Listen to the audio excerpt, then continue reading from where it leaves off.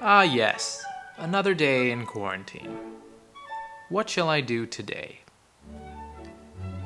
Every morning, I begin my day by sitting on my couch and reading a motivational quote to keep myself inspired. I've already made my way through my entire Netflix watch list, which includes watching Tiger King twice. But what should I do now? Maybe I could do that push-up challenge that everybody's doing. No, I did that already. Maybe I could make some of that whipped coffee that everyone's making on TikTok. No, I whipped it. Whipped it good. Oh, I know. Maybe there's a Zoom meeting somewhere on my calendar.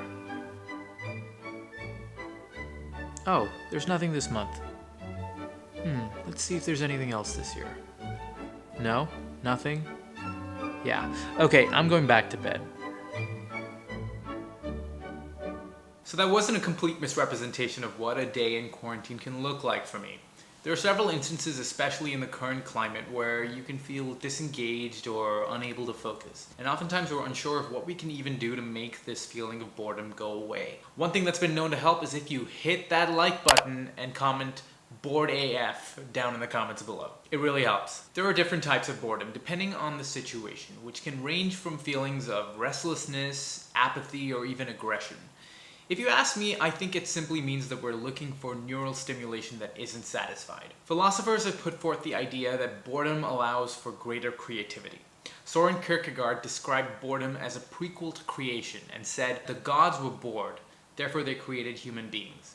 Now, if you intend to be productive instead of not having a clue what to do with your time, you need to know from the get-go that your ability to feel a sense of progress is entirely based on your efforts. It's about getting things done that give you a sense of pride or accomplishment. You might have scrolled through 100 updates on Instagram, but does that really make you productive?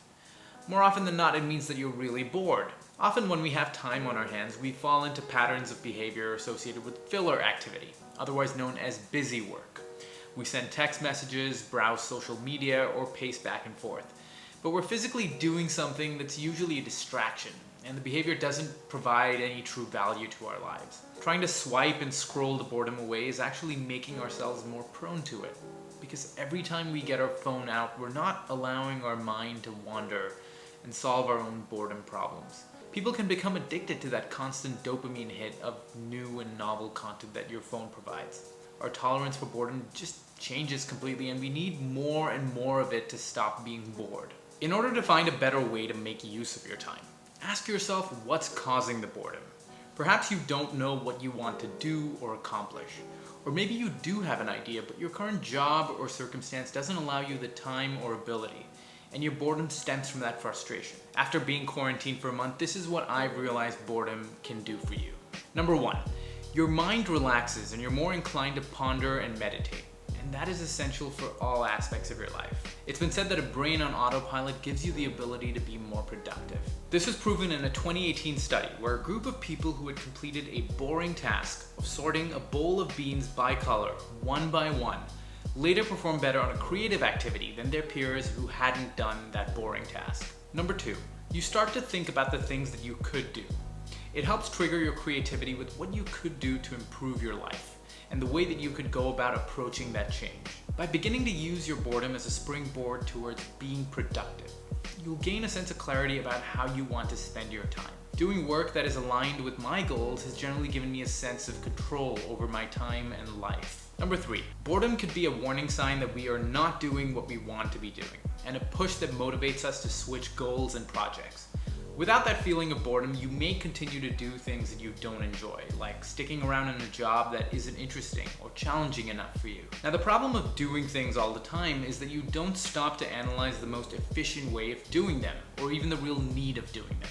You just do and you don't think. Besides getting things done, it helps to set goals and priorities, or have some sort of plan in place. In other words, there needs to be a balance between your doer and your thinker sides. Look, if you're dreading a truly boring task or craving moments of activity, that's okay. Listen to what you need in the moment and reassess accordingly. Perhaps it's easier to embrace boredom on certain days, but not others. Or maybe you need to balance idle time with periods of liveliness. Take this time to experiment with different things and find what works best for you. Boredom isn't always the enemy. It can even be the unsung hero that can save your productivity and creativity. Alright guys, I hope you enjoyed watching this video as much as I enjoyed making it. If you did, drop a like below. Don't forget to subscribe to the channel if you haven't already. Thank you so much for watching. Take care of yourself. My name is Vihan Shalaya. I'll see you next week.